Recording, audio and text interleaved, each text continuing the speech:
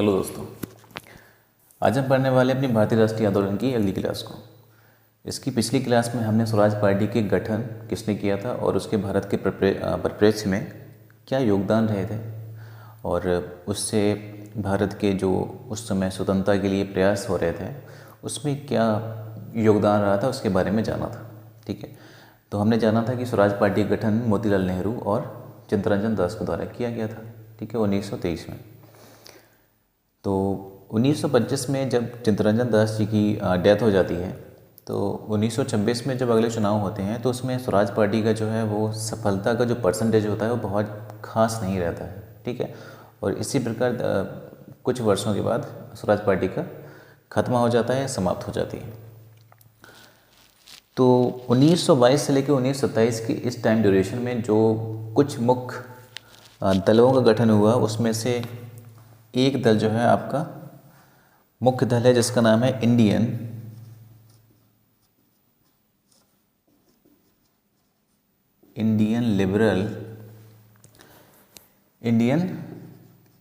Liberal foundation.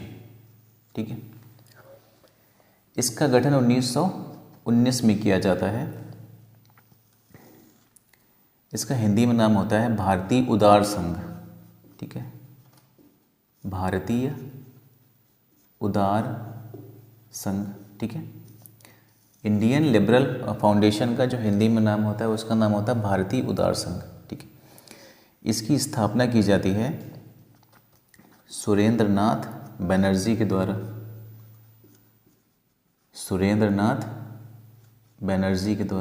ठीक है, कब की जाती है? 1919 में की जाती है। ये दल कांग्रेस से अलग होकर बनाया गया था। ठीक है, मतलब कांग्रेस से इसका कोई संपर्क नहीं था, कांग्रेस से अलग ये एक अलग दल था। ठीक है, तो इसमें लिखिए आप कांग्रेस से अलग होकर इस दल की स्थापना की गई थी। ठीक है, तो इसकी स्थापना की जाती है सुरेंद्रनाथ बनर्जी के द्वारा। ठीक है, इसमें जो अन्य सदस्य होते हैं, इस फाउंडेशन में अन्य सदस्य जो होते हैं उनमें कुछ नाम प्रमुख हैं, जैसे तेज बहादुर सप्रू जी होते हैं इसमें, तेज बहादुर सप्रू। ठीक है, इसके अलावा एम आर जयकर और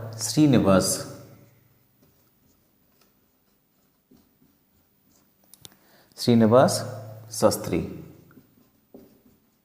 ठीक है, ये कुछ अन्य नाम है जो इस संगठन के सदस्य हैं। ठीक है, स्थापना करेंगे सुरेंद्रनाथ बनर्जी और अन्य सदस्यों में तेज बहादुर सप्रू, एम.आर. जयकर और श्रीनिवास शास्त्री इसके अन्य सदस्यों में आते हैं। इस फाउंडेशन का स्थापना करने का उद्देश्य क्या था वो लिख लीजिए। उद्देश्य,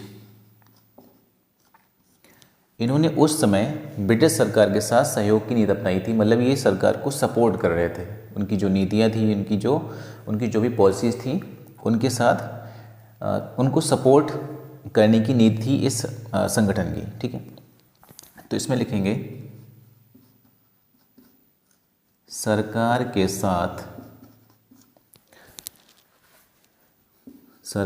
साथ सहयोग की नीति अपनाई। ठीक है, सरकार के साथ सहयोग की नीति अपनाई तथा उसमें जो रिपोर्ट आई थी जैसे मॉन्टेग्यू रिपोर्ट कहते हैं। ठीक है, उसका समर्थन किया था, इस दल के द्वारा किया गया था तथा मॉन्टेग्यू रिपोर्ट का भी समर्थन किया। देखिए, भारतीय स्वतंत्रता संग्राम में जितने भी क्रांतिकारी हैं, ठीक है, सबकी अपनी अलग विचारधारा है। उन्हीं विचारधारा से प्रभावित होकर अलग अलग दल बनते रहते हैं, बिगड़ते रहते हैं। ठीक है, जैसे कि अब इस दल बनने का उद्देश्य यहाँ लिखा है कि सरकार के साथ सहयोग की नीति अपनाई। कुछ विचारधाराएं ऐसी हैं कि जो चाहते हैं कि अगर हम सरकार के साथ कोऑपरेट करेंगे तो हो सकता है कि एक समय पर जो अंग्रेज हैं वो हमें अपनी मर्ज़ी से हमारा देश सौंप दें और वापस चले जाएं। ठीक है, उस विचारधारा के साथ ये नीति अपनाई जाती है कि अगर हम उनका सपोर्ट करेंगे, अगर हम उनके साथ कोऑपरेट करेंगे तो बाद में हो सकता है कि हमारे साथ कोऑपरेट करें। ये नीति इसी प्रकार की है। ठीक है, लेकिन अंग्रेज ऐसे कहाँ मानने वाले थे। तो ये आपका एक इम्पॉर्टेंट फाउंडेशन हो जाता है। इसके अलावा इसी समय हिंदू महासभा की स्थापना होती है। ठीक है,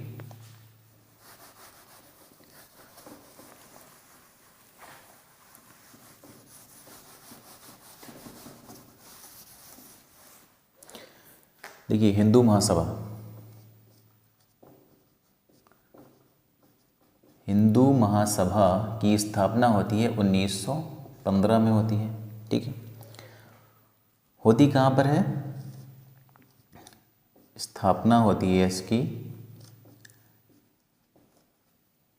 हरिद्वार के कुंभ मेले में। ठीक है, वहाँ पर इसकी स्थापना की जाती है। ठीक है, इसमें अगला पॉइंट है कि स्थापना कौन करता है, तो स्थापना की जाती है मदन मोहन मालवीय के द्वारा। मदन मोहन मालवीय के द्वारा। ठीक है, 1915 में स्थापना हो जाती है, लेकिन 1924 में, इसी में लिखिए आप, 1924 में जब मदन मोहन मालवीय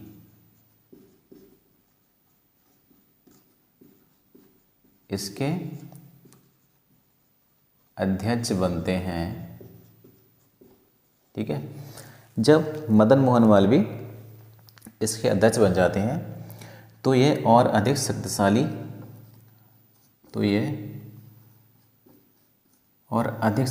हो जाती है। शक्तिशाली मीन्स होता है कि प्रभावशाली हो जाती है। ठीक है, शक्तिशाली हो जाती है। अच्छा, हिंदू महासभा का जो प्रथम सम्मेलन हुआ था वो कहाँ हुआ था। ठीक है, देखिए इसमें लिखिए आप, कासिम बाजार के महाराजा की अध्यक्षता में इसका प्रथम सम्मेलन आयोजित किया जाता है। ठीक है, ये आपको याद रखना है। कासिम बाजार के महाराजा की अध्यक्षता में इसका प्रथम सम्मेलन आयोजित किया जाता है। ठीक है, तो ये हमारी दो प्रमुख संस्थाएं हो जाएंगी। इसके बाद जो हमारा अगला पॉइंट है वो है बटलर समिति के बारे में। 1927, आपको इस ईयर याद रखना है। 1927 में बटलर समिति का गठन किया जाता है। बटलर समिति, इसके हेड कौन होते हैं, इसके हेड होते हैं हरकोर्ट बटलर। ठीक है, इसके हेड हैं हरकोर्ट बटलर। उद्देश्य क्या है इस संस्था को गठित करने का, इस समिति को गठित करने का उद्देश्य क्या है कि सरकार और देशी जो राजा हैं या सरकार जो देशी रियासतें हैं उनके बीच जो संबंध बिगड़ गए हैं, ठीक है, उन्हें उनमें सुधार कैसे किया जाए, इस उद्देश्य से इस समिति का गठन किया गया था। ठीक है, देशी रियासतों या जो देशी राजा हैं, ठीक है, उनके और ब्रिटिश सरकार के बीच में जो संबंध खराब हो गए हैं कुछ विद्रोहों की वजह से या जो भी कारण हैं, ठीक है, तो उन संबंधों में सुधार करने के लिए जो प्रयास किए जाने चाहिए उनको ढूंढने के लिए, ठीक है, कि कैसे हमारे संबंध सही हो जाएं, तो उस प्रयास से यह समिति का गठन किया गया था। तो लिखिए देशी रियासतों तथा देशी रियासतों तथा सरकार के संबंधों, सरकार के बीच संबंधों को बेहतर बनाने के लिए सुझाव देने के उद्देश्य से, सुझाव देने के उद्देश्य से इसका गठन किया गया था। ठीक है, बस समझ गए होंगे आप। 1927 में बटलर समिति का गठन किया जाता है। इसके हेड कौन होते हैं? सर हरकोर्ट बटलर होते हैं। उद्देश्य क्या गठन करने का? कि देशी रियासतों या देशी राजाओं के साथ जो ब्रिटिश सरकार के संबंध खराब हो गए हैं कुछ विद्रोहों की वजह से या कुछ पॉलिसीज़ की वजह से, उन संबंधों को बेहतर बनाने के लिए कुछ सुझाव, ठीक है, ये जो समिति है वो ग्राउंड लेवल पर काम करेगी और फिर सरकार को कुछ सुझाव देगी, कुछ सजेशन देगी आके कि आप इस प्रकार से संबंधों को बेहतर बना सकते हैं। ठीक है, तो ये उद्देश्य इस समिति का हो जाएगा। ठीक है,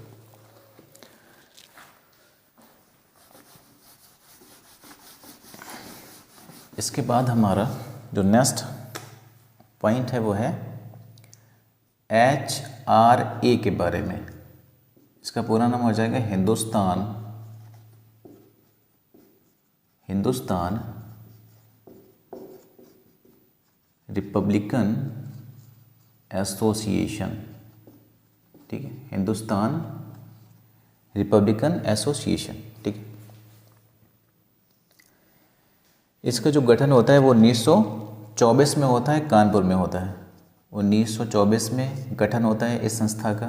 ठीक है, और कहाँ पर होता है? 1924 इन कानपुर में। ठीक है, उत्तर प्रदेश के कानपुर में इसका गठन किया जाता है। ठीक,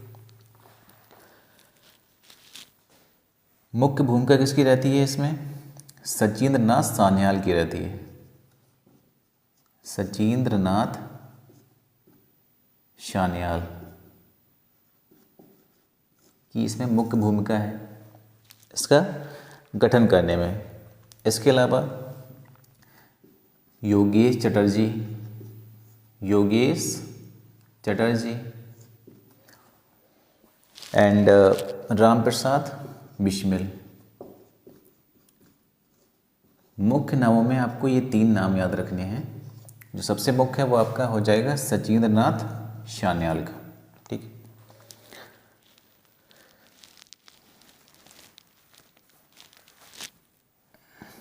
इनके अलावा जो अन्य सदस्य हैं इस संगठन में,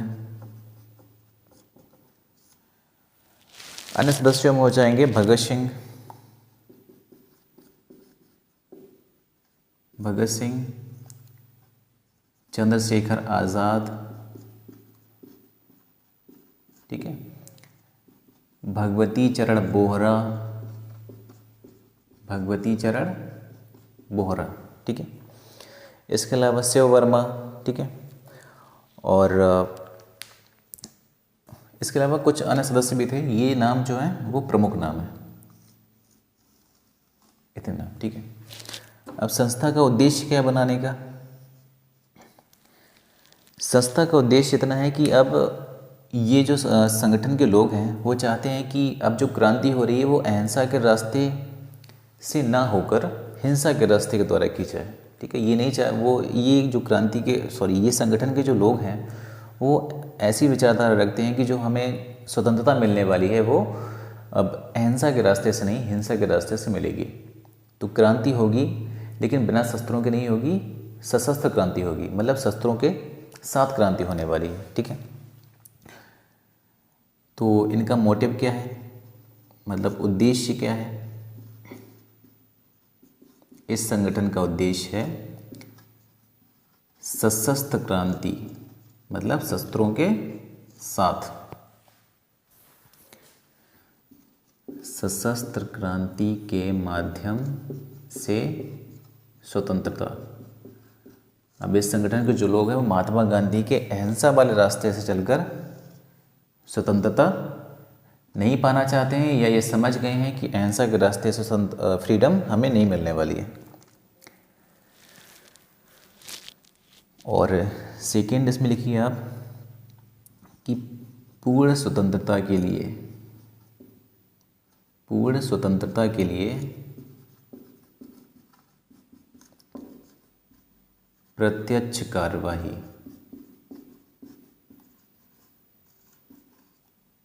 ठीक है, प्रत्यक्ष कार्यवाही।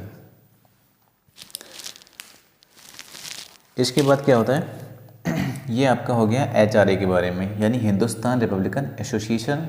1924 में इस संगठन की स्थापना होती है, कानपुर में होती है।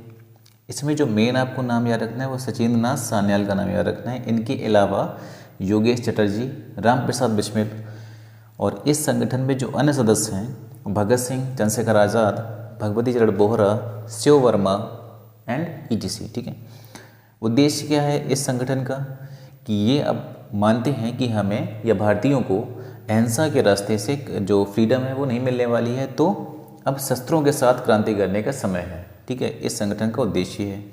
और पूर्ण स्वतंत्रता के लिए प्रत्यक्ष कार्रवाई अनिवार्य है। ठीक, इसके बाद होता है आपका काकोरी कांड। इसी संगठन के जो क्रांतिकारी हैं, ये जो सदस्य हैं, उनके द्वारा काकोरी कांड को किया जाता है। देखिए, काकोरी कांड, काकोरी कांड, डेट क्या है इसका, 9 अगस्त 1925, 9 अगस्त 1925। तो HRA के सदस्यों द्वारा, ठीक है, सबसे पहले आपको याद रखना है कि HRA के सदस्यों के द्वारा इस घटना को अंजाम दिया गया था। ठीक है, लखनऊ से सहारनपुर की ट्रेन थी। ठीक है, सहारनपुर से लखनऊ, ये आपका ट्रैक का नाम है। ठीक है, सहारनपुर से लखनऊ का जो ट्रैक है उसमें 8 डाउन, ठीक है, 8 डाउन स्ट्रीट, 8 डाउन ट्रेन, जो कौन है, एक मालगाड़ी है। ठीक है, माल गाड़ी है, इसको लूटा जाता है सफलतापूर्वक। ठीक है, तो HRA के सदस्यों के द्वारा सहारनपुर से लखनऊ 8 डाउन ट्रेन, जो कि एक मालगाड़ी है, उसको सफलतापूर्वक लूट लिया जाता है। अब इसमें क्या होता है, बाद में जब लूट लेते हैं तो उसमें से 17 लोगों को, जो बाद में अरेस्ट किए जाते हैं, 17 लोगों को लंबी सजाएं होती हैं। लंबी सज़ा से मतलब है किसी को 7 साल की, किसी को 8 साल की। ठीक है, इस प्रकार से लंबी सज़ा होती है। ठीक है, 4 लोगों को आजीवन कारावास मिलता है, मतलब उम्र कैद मिलती है। ठीक है, आजीवन कारावास मिलता है। ठीक है, और बाकी 4 का नाम आप जानते हैं, कौन कौन से 4 मुख्य नाम हैं। जो मुख्य नाम है वो है राम प्रसाद बिस्मिल, राम प्रसाद बिस्मिल। इसके अलावा अशफाक उल्ला खान,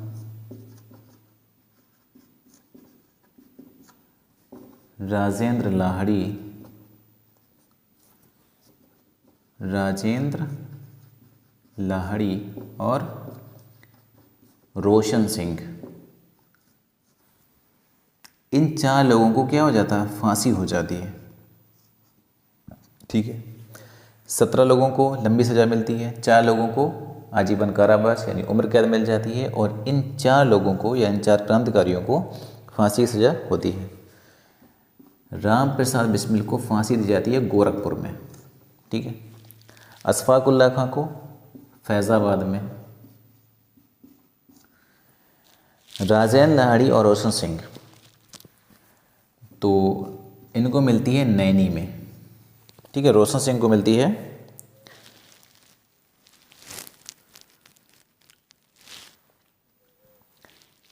रोशन सिंह राजेंद्र लाहिड़ी को मिलती है गोंडा में और रोशन सिंह को मिलती है नैनी में। ठीक है, ये इनके नाम हो जाएंगे जहाँ पर इनको फांसी दी गई थी।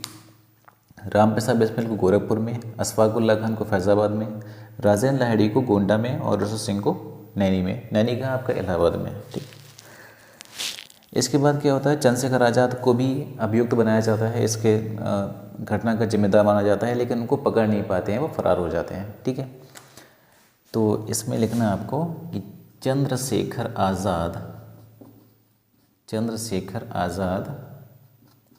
बच जाते हैं और फरार हो जाते हैं। ठीक, अब जब ये केस चल रहा था, ठीक है, तो इनके बचाव के लिए, ठीक है, इस केस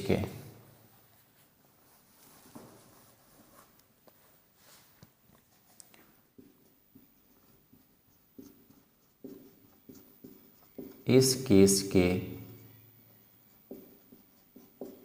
अभियुक्तों के बचाव में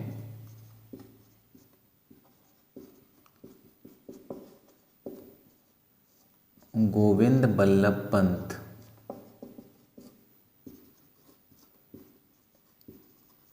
की अध्यक्षता में बचाव समिति बनाई गई थी। ठीक है, बचाव समिति बनाई गई थी, लेकिन ये फांसी को रोक नहीं पाए। ठीक है, गोविंद बल्लभ पंत की अध्यक्षता में बचाव समिति बनाई गई थी, लेकिन फांसी को नहीं रोक पाए इनकी। ठीक, तो ये आपका पूरा ककोरी कांड इस प्रकार से हो जाता है। ठीक,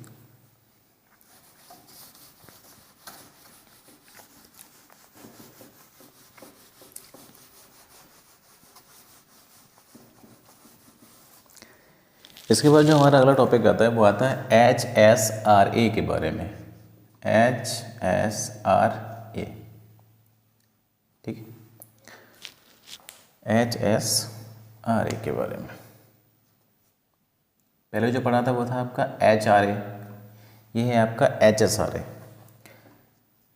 इसका नाम हो जाएगा हिंदुस्तान,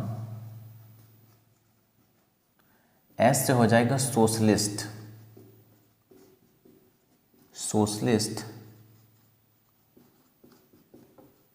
रिपब्लिकन एसोसिएशन। ठीक है, पहले बार नाम में केवल एक सोशलिस्ट ऐड कर दिया गया और इस संगठन की स्थापना 1928 में होती है। कहाँ पर होती है? दिल्ली के फिरोज शाह कोटला में। फिरोज शाह कोटला दिल्ली में इसकी स्थापना की जाती है। मुख्य रूप से जो इस संगठन के नेतृत्व करता होते हैं वो होते हैं चंद्रशेखर आज़ाद। भगत सिंह को भी मान सकते हैं, लेकिन जो मुख्य नेतृत्व करता है वो आपके चंद्रशेखर आज़ाद है।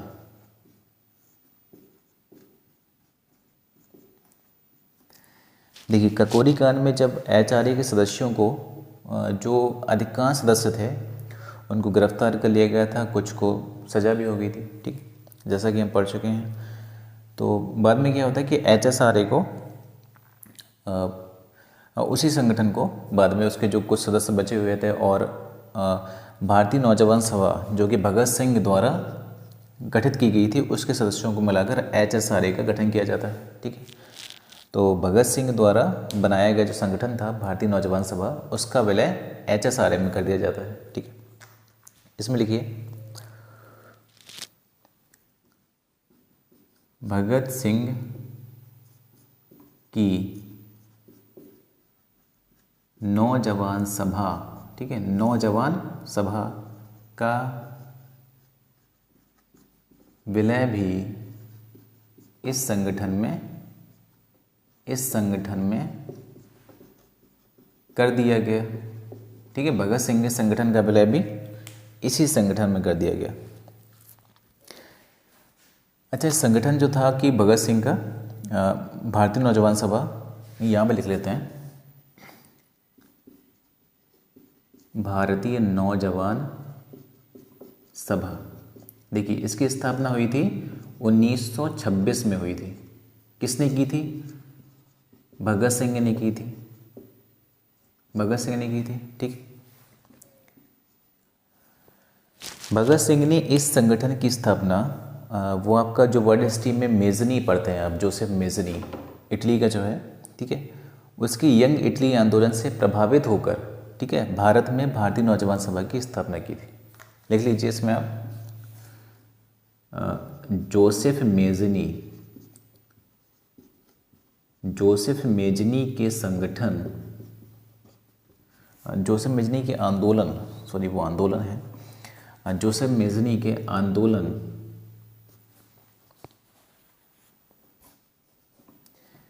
जोसेफ मेजनी के यंग इटली आंदोलन से प्रभावित होकर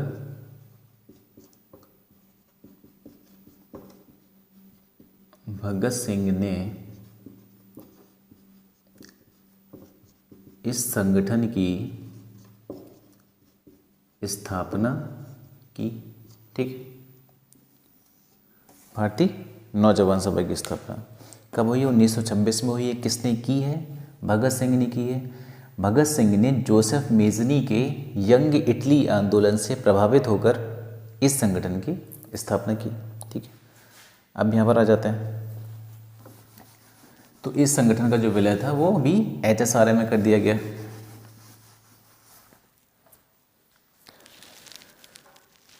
अब इसमें जो नेतृत्व करता है वो आपके चंद्रशेखर आज़ाद हो जाएंगे, लेकिन इसके अलावा जो अन्य मेंबर हैं, ठीक है, सदस्यों में जो मुख्य नाम है वो हो जाएंगे विजय कुमार सिन्हा, विजय कुमार सिन्हा, ठीक है। भगत सिंह तो हो ही जाएंगे, ठीक है। चंद्रशेखर आज़ाद, भगत सिंह, विजय कुमार सिन्हा।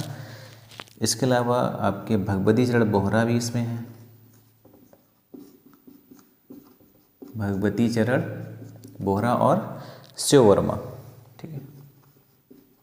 ये कुछ मुख्य नाम है आपके, शिव वर्मा, ठीक। अब देखिए, इस संगठन को जो पहला कार्य था वो क्या था, ठीक है। इस संगठन को जो गठन किया गया था उसका जो पहला कार्य था वो था, इस संगठन का पहला कार्य लाला लाजपत राय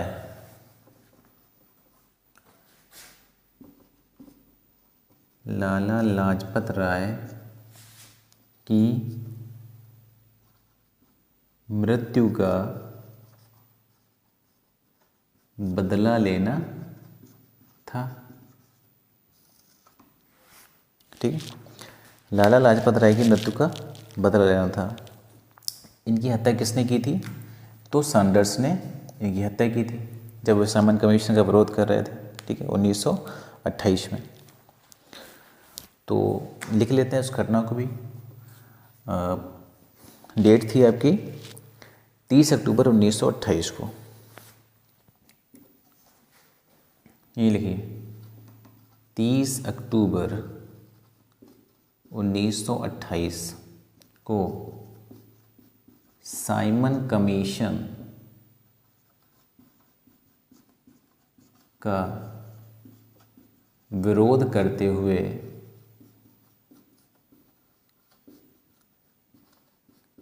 लाठीचार्ज होने पर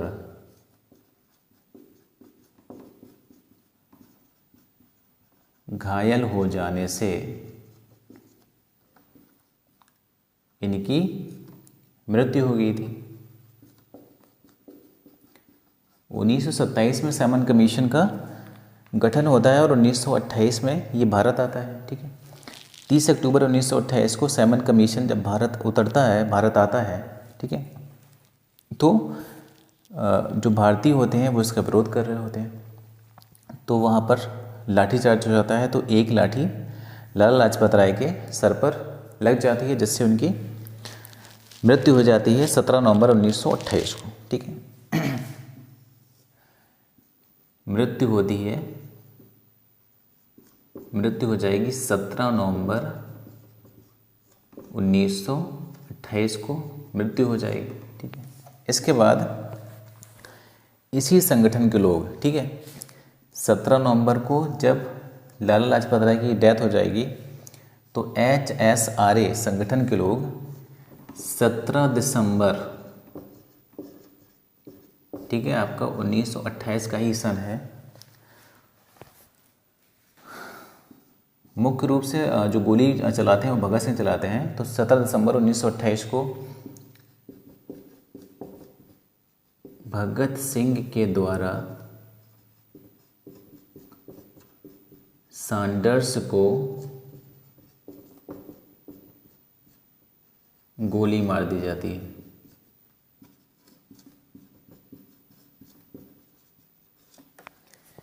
देखिए, जो क्रांतिकारी हैं वो उनका जो निशाना है वो स्कॉट है। ठीक है, जो स्कॉट है उस समय मेन पुलिस अधिकारी था, लेकिन जो गोली लगती है वो सैंडर्स को लग जाती है। ठीक है, ये आपको याद रखना है। भगत सिंह का, चंद्रशेखर आज़ाद का जो मेन निशाना है वो स्कॉट है, ना कि सैंडर्स, लेकिन गलती से गोली सैंडर्स को लग जाती है। ठीक है, ये आपको याद रखना है।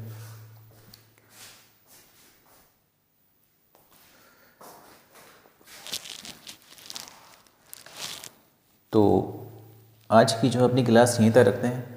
अगर आपको क्लासेस अच्छी लग रही हैं तो वीडियो को शेयर करिए, लाइक करिए। ठीक है, और नेक्स्ट क्लास में इसके आगे की चीज़ें हम पढ़ेंगे।